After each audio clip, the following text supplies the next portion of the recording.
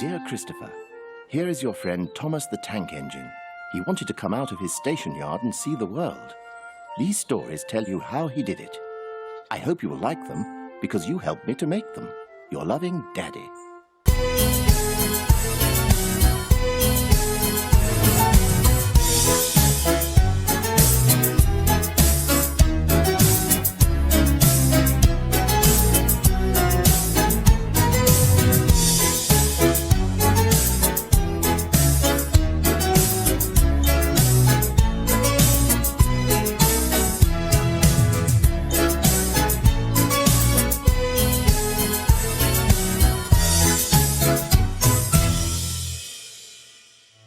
The island of Sodor is surrounded by beautiful blue sea.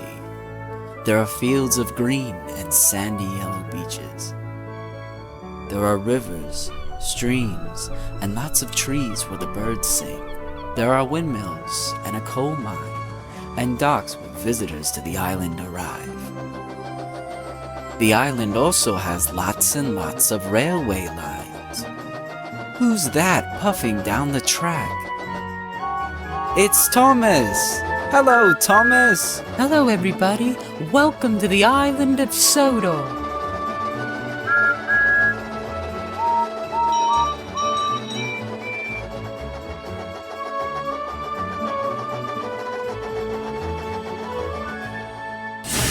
Edward and the Express. Edward is the same color as Thomas and the same size as James. He can pull both trucks and small branch line coaches, and he often works as a back engine, helping other engines up Gordon's Hill.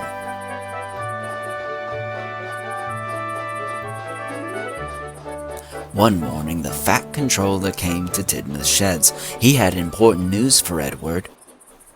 "Edward," boomed the Fat Controller, "Gordon has extra express coaches today, and he can't pull them alone. So," continued the Fat Controller, "I want you, Edward, to pull the express with Gordon. You must travel across the whole island and back by tea time." Edward was worried. He hadn't pulled the express before, and he didn't want to disappoint the Fat Controller. "Yes, sir." And Edward puffed quickly away. Soon, Edward arrived at Knapford Station. There were lots and lots of carriages. "Oh my," cried Edward, "there are too many coaches for me to pull alone." Edward felt very nervous and thought he wouldn't do a very good job. Edward was soon coupled up to the express coaches. "I must hurry. I don't want the Fat Controller to think I'm not really useful anymore." However, he started off so quickly, he left behind 2 coaches. Edward puffed along the countryside. Must hurry, he huffed. Soon he arrived at Lower Tidmouth Station. James was there. Well, weak old Edward struggling with 5 coaches," James laughed. "Goodness, you really are a useless old-timer." And with that, James chuffed away with the heavy goods train. Edward was upset. "James is right," Edward moaned. "I'm not a really useful engine anymore." The guard blew his whistle and Edward steamed sadly away. Later, Edward was resting at Crosby waiting for his passengers to board the train. Porters and people were rushing and hurrying. It took a very long time. Edward was getting impatient. Come on, Edward wheezed. "I can't be late." The passengers were cross. They didn't like being rushed about. Edward felt terrible. "I'm going to be sent to the smelter's yard for sure now," he moaned.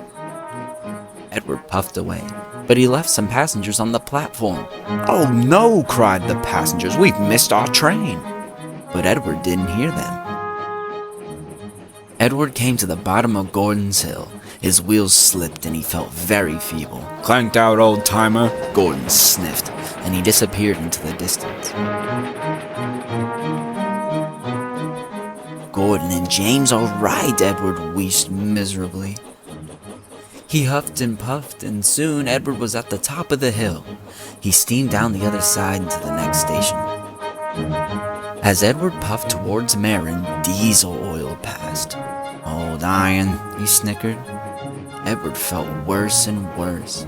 "I hope there are no other engines at the station," Edward puffed. However, when Edward finally pulled into Marin, Emily was there. She was picking up passengers to take to Blacklock. "Look at this," Emily sniffed. "Clapped out Edward is all worn out. You should be put in a museum." And Emily chuffed quickly away. "She's right," Edward pouted. "I do belong in a museum."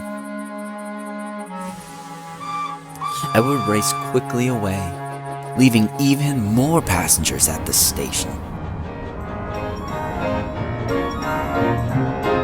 Edward puffed into Knapford. The Fat Controller was there. "Hello, Edward," he boomed. "You're back early. Perhaps you can do this again."